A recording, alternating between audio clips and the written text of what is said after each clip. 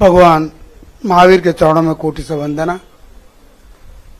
सम्मानित मंच, भाई और बहनों, बहुत ही सुंदर और अच्छे कार्य के लिए भाई श्री सुरेश जी पूर्णिया ने आज हम सबको यहाँ एकत्रित किया है।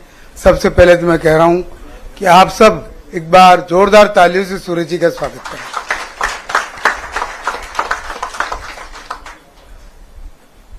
मैं जिन वक्ताओं ने जो बात कही उसको दोहराऊंगा नहीं, तो एक बात जरूर कहूंगा कि इस हॉल में जितने भी विराजमान हैं लगभग सभी व्यापारी हैं, व्यवसाय करने वाले आदमी हैं। और व्यापारी व्यापार करने के पहले ये सोचता है कि नफा किसमें है, मुनाफा किसमें है। बगैर मुनाफे का घाटे वाला काम अगर होगा वो कभी नहीं करेगा कि ये घाटे का काम मैं नहीं करूंगा। फिर भी हम लोग करने जब चलते हैं, जब जिस राह पर आगे बढ़ते हैं, हमको मालूम है इसमें हमारा घाटा है, फिर भी वो काम हम करने के लिए तैयार हो जाते हैं।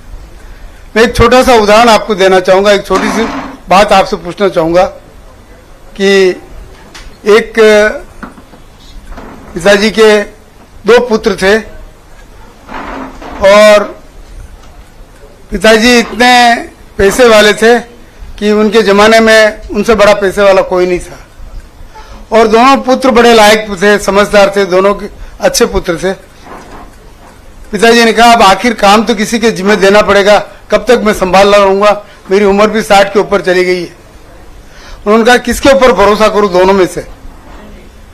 तो उन्होंने कहा एक काम करते इन दोनों की परीक्षा ले ले।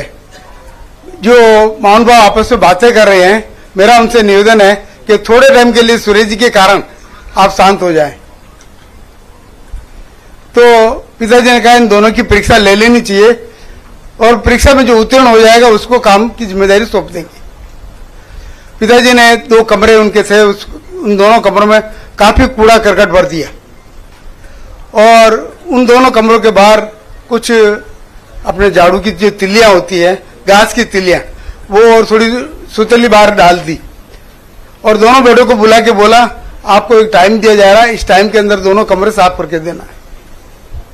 बड़ा बेटा सूट में था, टाई लगी हुई थी, आया बोला झाड़ू कहाँ पिताजी, झाड़ू नहीं अंदर, कैसे करूं क्या करूं। बोलो ढूंढो, तुम्हारा काम है ढूंढने का, मैंने तुमको कमरा साफ करने के लिए टाइम दिया है, उसमें करके आना है। वो घूम फिर के इधर उधर घूम रहा है, वो जो कुछ घास पड़ी थी झाड़ू का साफ होता, वो लेके गया और करने का प्रयास करता है और वो बिखरता जाता है। जो कूड़ा था और ज्यादा कूड़ा हो गया, जो कचरा था और ज्यादा कचरा हो गया। दूसरा लड़का सूरज जी जैसे समझदार था, उसने कुछ घास में से उसमें से उठाई और उठाने के बाद में पास में सुतली पड़ी डोरी पड़ी हुई थी, वो डोरी से उसको बांध दी और बांध के उसमें से झाड़ू निकाल दिया। पूरा घर साफ करते। पिताजी ने बोला टाइम पे काम हो गया, बोला हो गया, खोलो ताले खोलो। तो उससे कहा पिताजी मैं करूं किससे, यहाँ साफ करने का कुछ था ही नहीं। तो दूसरे को पूछा तुम्हारा, बोला हो गया साफ है, मेरा कमरा दिखाओ। उसने वो कमरा दिखाया, बिल्कुल एकदम नीट एंड क्लीन था। वो कैसे हो गया भाई, आपको मालूम पड़ गया ना, उस झाड़ू की तीलियों को उसने बांध दिया। आज सुरेश जी पूर्णिया ने हम सबको एकत्रित होने के लिए यहाँ बुलाया है। मेरा निवेदन है इनकी भावनाओं को समझते हुए हमें इस विषय पे आगे बढ़ना चाहिए। मैं लगभग प्रशांत भाई मेरे यहाँ बैठे हुए हैं, प्रशांत भाई को अच्छी तरह से मालूम है, सन 1972 से मैं भारत जन महामंडल से जुड़ा हुआ हूँ और भारत जन महामंडल से जुड़े हैं उसमें कई वरिष्ठ अध्यक्ष आए हुए, कई बड़े बड़े अध्यक्ष आए। साहू श्रेयांश प्रसाद जी भी आए, दीपचंद गाड़ी जी भी आए, किशोर जी वर्धन भी आए, रमेश जी जैन दिगंबर समाज के भी आए, कई बड़े बड़े आए और सबने प्रयास किया कि जैन एकता का काम किया जाए। मुझे अच्छी तरह से याद है, मैं कार्यकर्ता के नाते उनके साथ जाता था क्योंकि फोटो आएगा मेरा भी, जो आज अभी लग रही थी ना कि फोटो किसके साथ में कौन खींचा है, फोटो आएगा करके मैं भी गया था। छगन भुजबल उसमें मेयर हुआ करते थे, बाबू जान समझ गए। छगन भुजबल के बंगले पे गए कि पर्यूषण के टाइम में कत्ल खाने बंद किए जाए और कत्ल खाने बंद करने के लिए छगन भुजबल के पास में भारत जन महामंडल डेपुटेशन लेके गया और पूछा किस दिन करना चाहिए। तो भुजबल साहब ने मराठी में पूछा कवा करायची काय, तो बोले ये कर लो, एक बोला ये कर लो, एक बोला ये कर लो, बोले पहले एक हो जाओ फिर कर देंगे, जाओ यहां से, रवाना कर दिया उन्होंने। ऐसे कई उदाहरण दे सकता हूं, परंतु समय की सीमा है, मुझे भी कुछ समय अपनी बात करनी। मैं तो एक ही बात कहता हूं कि एकता अगर हमारी हो गई तो विश्व में किसी की ताकत नहीं कि जैनों को कोई कहीं ठेस पहुंचा सके।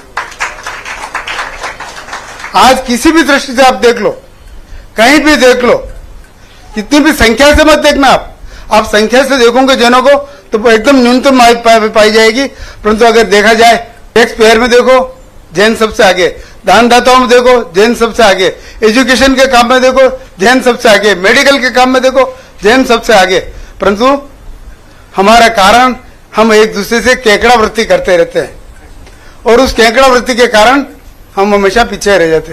तो मेरा आप सबसे निवेदन है, सुरेश भाई ने जो काम आगे बढ़ाया है उस काम में हम सब सहयोग करें और सहयोग की भावना से आगे बढ़े। मैं तेरापन समाज से हूं और हमारे गुरुजी आचार्य श्री महासमण जी हैं, उन्होंने भी इस विषय को उठाया था। गुरुदेव तुलसी ने तो 16 साल तक शक्कर नहीं खाई कि जब तक जैन एकता की समस्या एक नहीं होगी तब तक मैं शक्कर नहीं खाऊंगा। आखिर वो महाप्राण कर गए, नहीं हुई।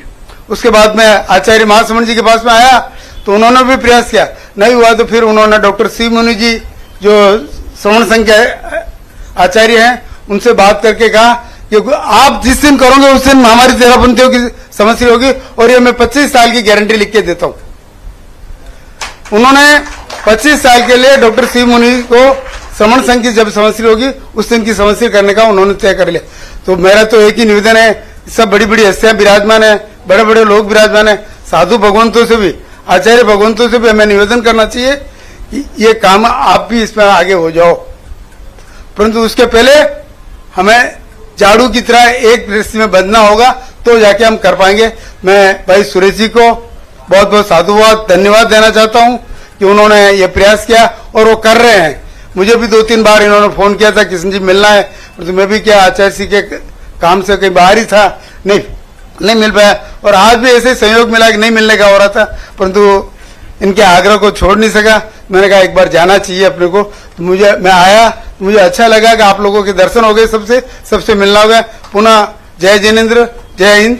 आप सबसे निवेदन करता हूं कि एक झाड़ू की तरह एक रस्सी में बन जाओ आप, तो जाके आप ये जैन एकता की बात कर पाएंगे। नहीं तो ये मेरा स्वागत नहीं हुआ, सूरज जी ने बुला लिया, मुझे तो माइक पे आगे बिठाया नहीं, 4 आदमी दूसरों को बिठाता, मैं क्या उनसे कोई कम हूं? तो हो गई अपनी एकता। जय जिनेंद्र। जिसो जैन एकता महाअभियान से आज ही जुड़े। आगामी तीर्थंकर भगवान महावीर स्वामी जन्म कल्याणक दिवस को जैन एकता दिवस के रूप में मनाए। अभूतपूर्व जैन एकता का प्रदर्शन करें। इस वीडियो को सभी जैन ग्रुप्स में अधिक से अधिक साझा करें और अखंड जैन समाज के निर्माण में सहभागी बने। धन्यवाद।